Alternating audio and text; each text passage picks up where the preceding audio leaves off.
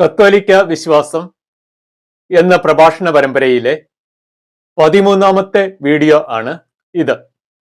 കത്തോലിക്ക സഭയില് എഴുതി ചിട്ടപ്പെടുത്തിയതും അടയാളങ്ങളോടും പ്രതീകങ്ങളോടും കൂടിയതുമായ ആരാധനക്രമം അഥവാ ലിറ്റർജി ഉണ്ട്. ബൈബിൾ പുതിയ നിയമം വായിക്കുമ്പോൾ ഇങ്ങനെയൊന്ന് പ്രകടമായ രീതിയിൽ നമുക്ക് കാണാൻ സാധിക്കുന്നില്ലായിരിക്കാം.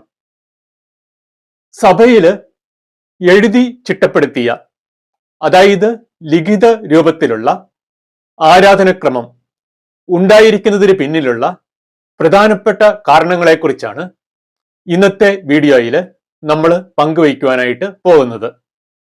സഭ എന്ന് പറയുന്നത് എല്ലാ വിഭാഗത്തിൽപ്പെട്ട ആളുകളെയും ഉൾക്കൊള്ളുന്ന ഒന്നാണ്. സഭയില് കുട്ടികളുണ്ട്, മുതിർന്നവരുണ്ട്, അതുപോലെ വിശ്വാസത്തിലേക്ക് പുതുതായി കടന്നു വന്നിട്ടുള്ളവരുണ്ട്. ഇനി വിശ്വാസത്തില് വളരെ ആഴപ്പെട്ടിട്ടുള്ള ആളുകളുണ്ട്, വിശ്വാസത്തില് ഏറെ ആഴപ്പെടാത്ത ആളുകളുമുണ്ട്. ഇങ്ങനെ എല്ലാ വിഭാഗത്തിൽപ്പെട്ടവരെയും ഉൾക്കൊള്ളുന്ന ഒന്നാണ് സഭ. സഭയുടെ പൊതു പ്രാർത്ഥനകൾ എല്ലാ വിഭാഗത്തിൽപ്പെട്ട ആളുകളുടെയും ആത്മീയ പശ്ചാത്തലത്തിന് ഇണങ്ങുന്ന രീതിയിൽ ഉള്ളതായിരിക്കണം. ലിഖിത രൂപത്തിലുള്ള പ്രാർത്ഥനകളിലൂടെ ഈ ഒരു ലക്ഷ്യം വലിയ ഒരു പരിധിവരെ സാധ്യമാകുന്നുണ്ട്. ഇനി സഭയില് ലിഖിത രൂപത്തിലുള്ള പ്രാർത്ഥനകൾ ഇല്ല എന്ന് കരുതുക. പിന്നെയുള്ളത് സ്വയം പ്രേരിത പ്രാർത്ഥനകൾ, അതായത് സ്പോണ്ടേനിയസ് പ്രയർ മാത്രമാണ്. എന്നാല് സ്വയം പ്രേരിത പ്രാർത്ഥന നന്നായിരിക്കണമെങ്കിൽ അത് ചെല്ലുന്നയാൾക്ക് കുറെ ആത്മീയ വളർച്ച, സ്പിരിച്വൽ ഗ്രോത്ത് ഉണ്ടായിരിക്കണം. എന്നാൽ സഭയിൽ എല്ലാവരും ആത്മീയമായി ഏറെ വളർന്നിട്ടുള്ളവരായിരിക്കണം എന്ന് നിർബന്ധമില്ല. അപ്പോഴ് കുട്ടികളുടെയും അതുപോലെ ആത്മീയമായി അധികം വളർന്നിട്ടില്ലാത്തവരുടെയും സജീവ പങ്കാളിത്തം ഉറപ്പാക്കണമെങ്കിൽ ലിഖിത രൂപത്തിലുള്ള പ്രാർത്ഥനകൾ കൂടിയേ തീരുകയുള്ളൂ. സഭയിൽ ഓരോ വ്യക്തിയും ആത്മീയ വളർച്ചയുടെ ഓരോ പടവിലാണ്. ഓരോരുത്തർക്കും അവരുടേതായ ഒരു ആത്മീയ കാഴ്ചപ്പാടും താല്പര്യങ്ങളും ഒക്കെ ഉണ്ടായിരിക്കും. ഈ സ്വയം പ്രേരിത പ്രാർത്ഥനകൾ ചെല്ലുമ്പോൾ ഈ ആത്മീയ കാഴ്ചപ്പാടും താല്പര്യവും ഒക്കെ അവിടെ പ്രതിഫലിക്കുന്നു.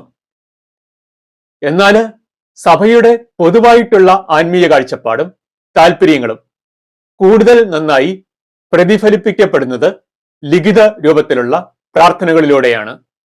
സഭയിലെ ഓരോ അംഗങ്ങൾക്കും ഓരോ പരിധിയിൽ ബൈബിളിനെ കുറിച്ച്, അതായത് ദൈവവചനത്തെക്കുറിച്ച് അറിവുണ്ടായിരിക്കും. അതുപോലെ ഓരോ പരിധികളില് ദൈവശാസ്ത്ര പരിജ്ഞാനവും ഉണ്ടായിരിക്കും. ഒരാള് സ്വയം പ്രേരിത പ്രാർത്ഥനകൾ ചെല്ലുമ്പോൾ ഈ രണ്ട് തരത്തിൽപ്പെട്ടുള്ള അറിവുകളും അതിലേക്ക് കടന്നു വരുവാൻ ഇടയാകുന്നു. ഇനി സഭയിൽ എല്ലാവർക്കും ബൈബിളിനെ കുറിച്ച് ഉയർന്ന അറിവ് ഉണ്ടായിരിക്കണമെന്ന് നിർബന്ധമില്ല. അതുപോലെ ഉയർന്ന ദൈവശാസ്ത്ര പരിജ്ഞാനം ഉണ്ടായിരിക്കണമെന്നും നിർബന്ധമില്ല. ലിഖിത രൂപത്തിലുള്ള പ്രാർത്ഥനകളിൽ ഈ രണ്ട് മേഖലകളിൽപ്പെട്ട അറിവുകളും നമുക്ക് ഉൾപ്പെടുത്തുവാനായിട്ട് സാധിക്കും.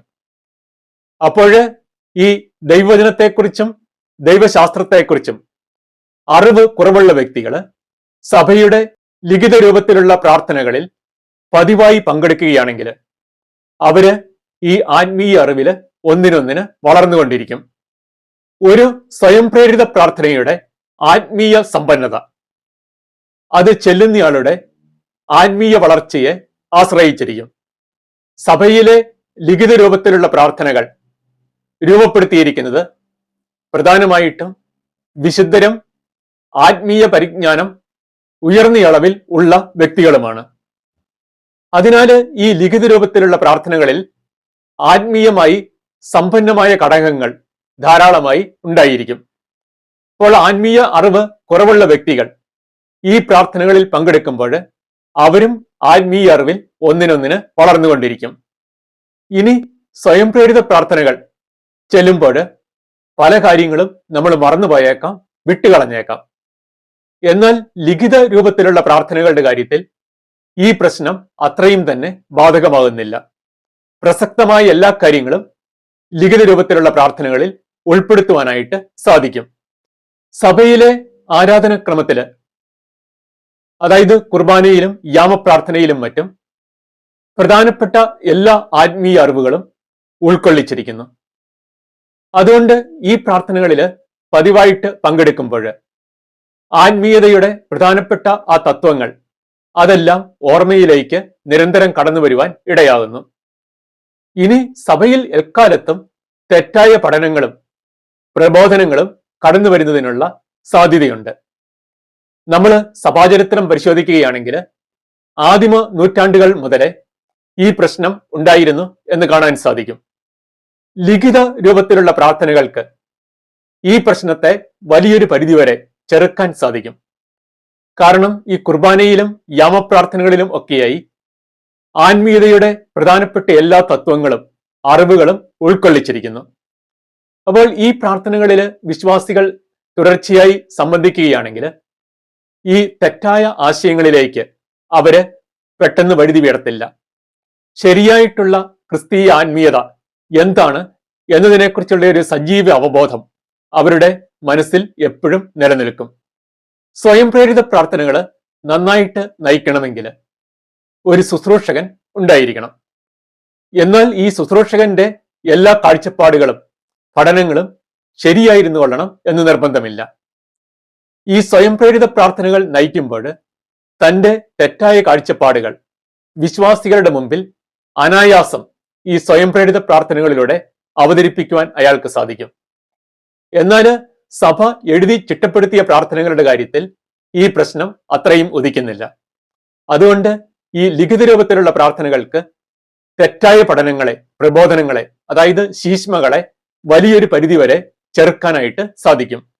ഇനി സ്വയം പ്രേരിത പ്രാർത്ഥനകൾ നന്നായിട്ട് നടത്തണമെങ്കിൽ ശുശ്രൂഷകൻ ആത്മീയമായി കുറെ വളർന്ന വ്യക്തിയായിരിക്കണം. എന്നാൽ സഭയിൽ എല്ലാ സ്ഥലത്തും എല്ലാ കാലത്തും ആത്മീയമായി ഏറെ വളർന്നിട്ടുള്ളവരെ ലഭ്യമായിക്കൊള്ളണം എന്ന് നിർബന്ധമില്ല.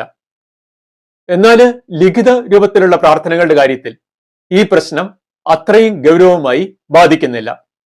ആത്മീയ വളർച്ച കുറഞ്ഞ ഒരു വൈദികന് പോലും ഭക്തിയോടെ കുർബാനയും അതുപോലെ ആരാധനക്രമത്തിലെ മറ്റു പ്രാർത്ഥനകളും ലീഡ് ചെയ്യുവാനായിട്ട് സാധിക്കും.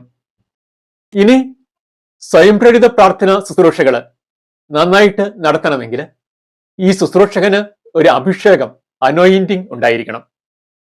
എന്നാൽ ശുശ്രൂഷകന്റെ അഭിഷേകം എല്ലാ കാലത്തും ഒരുപോലെ നിലനിൽക്കണം എന്ന് നിർബന്ധമില്ല. അഭിഷേകം കുറെ കുറഞ്ഞിരിക്കുന്ന സമയത്ത് പോലും ഒരു ശുശ്രൂഷകന് ലിഖിത രൂപത്തിലുള്ള പ്രാർത്ഥനകൾ ഏറെക്കുറെ നന്നായിട്ട് ലീഡ് ചെയ്യാനായിട്ട് സാധിക്കും. അതും ലിഖിത രൂപത്തിലുള്ള പ്രാർത്ഥനകളുടെ ഒരു അഡ്വാൻറ്റേജ് ആണ്.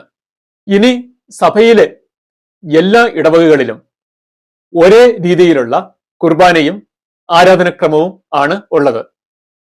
ഇതുമൂലം വിവിധ ഇടവകകളിലെ സഭാംഗങ്ങൾക്ക് തമ്മിൽ ഉയർന്ന ഒരു ആത്മീയ ഐക്യം ഉണ്ടാകാൻ ഇടയാകുന്നു.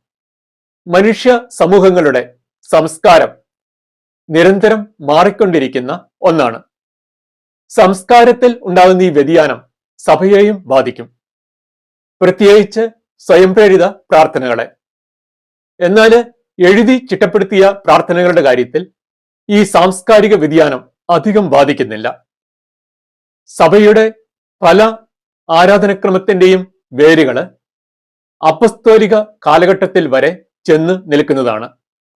അപ്പോൾ ഈ ലിഖിത രൂപത്തിലുള്ള പ്രാർത്ഥനകളിലൂടെ ഈ അപ്പസ്തോലിക പാരമ്പര്യം കൈമോശം വരാതെ കാത്തുസൂക്ഷിക്കുവാൻ സാധിച്ചിട്ടുണ്ട് എന്നത് വലിയൊരു കാര്യമാണ്.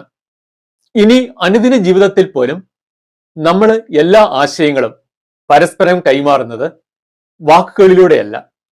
ഉദാഹരണത്തിന് ഒരു അപകട സാധ്യതയുടെ കാര്യം നമുക്ക് പരിഗണിക്കാം. നമ്മൾ അപകടത്തിന് സാധ്യതയുണ്ട് എന്ന് വിളിച്ചു പറയാൻ ഒരാളെ നിർത്തുകയല്ല ചെയ്യാറുള്ളത്. ഒരു ചുവന്ന ഫ്ലാഗോ അല്ലെങ്കിൽ ചുവന്ന വെളിച്ചമോ ലൈറ്റോ ഉപയോഗിച്ചാണ് അപകട സാധ്യതയെക്കുറിച്ചുള്ള മുന്നറിയിപ്പ് നൽകുന്നത്. സഭയില് ഈ ആരാധനക്രമത്തിന്റെ കാര്യത്തിലും ഇതുപോലെയാണ്. അടയാളങ്ങളും പ്രതീകങ്ങളും ധാരാളമായി അവിടെ ഉപയോഗിക്കുന്നു. കുർബാനയില് വൈദികൻ അണിയുന്ന ആ തിരുവസ്ത്രം അതുമുതൽ അൾത്താരയിൽ വെച്ചിട്ടുള്ള ഓരോ വസ്തുവിന് വരെ പ്രതീകാത്മകമായ ഒരു അർത്ഥമുണ്ട്. ഇങ്ങനെ അടയാളങ്ങളിലൂടെയും പ്രതീകങ്ങളിലൂടെയും ലിഖിത രൂപത്തിലുള്ള ഈ ആരാധനക്രമം അവതരിപ്പിക്കുമ്പോൾ അതിന് സ്വാഭാവികമായിട്ടുള്ള ഒരു മനോഹാരിത ഉണ്ടാകുന്നു. ഇതുവഴി ഒരു മിനിമം സ്പിരിച്വാലിറ്റി, ഒരു മിനിമം ആധ്യാത്മികത സഭയിൽ കാത്തു സൂക്ഷിക്കുക എന്നത് എളുപ്പമുള്ള കാര്യമാണ്. ലിഖിത രൂപത്തിലുള്ള പ്രാർത്ഥനകൾ സഭയിൽ ഉണ്ടായിരിക്കേണ്ടതിന്റെ ആവശ്യകതയെക്കുറിച്ചാണ് നമ്മൾ ഈ വീഡിയോയിൽ ഇതുവരെ പങ്കുവച്ചത്. കാരണം ഒരു മിനിമം സ്പിരിച്വാലിറ്റി സഭയിൽ എപ്പോഴും നിലനിർത്തണമെങ്കിൽ ഈ ലിഖിത രൂപത്തിലുള്ള പ്രാർത്ഥനകൾ കൂടിയേ തീരുകയുള്ളൂ. എന്നാൽ സഭയില് ലിഖിത രൂപത്തിലുള്ള പ്രാർത്ഥനകൾ മാത്രം പോരാ, സ്വയം പ്രേരിത പ്രാർത്ഥന ശുശ്രൂഷകളും ധാരാളമായിട്ട് വേണം. ഇതിനായി ഇടവകയില് ആഴ്ചയില് ഒന്നോ അതിലധികമോ തവണ പ്രാർത്ഥനാ കൂട്ടായ്മകൾ ഒക്കെ സംഘടിപ്പിക്കേണ്ടിയിരിക്കുന്നു. വിശ്വാസികള് ഉത്സാഹത്തോടെ ഇതിൽ പങ്കെടുക്കുകയും വേണം. എങ്കിൽ മാത്രമേ ആത്മീയമായ വളർച്ച സുഗമമായി സാധ്യമാവുകയുള്ളൂ.